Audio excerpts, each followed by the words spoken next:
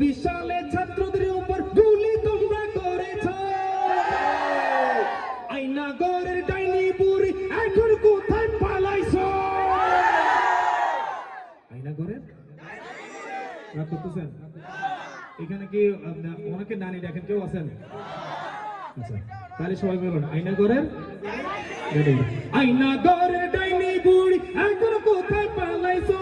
আয়নাগরের ডাইনি বুড়ি এখন কোথায় পালাইছো?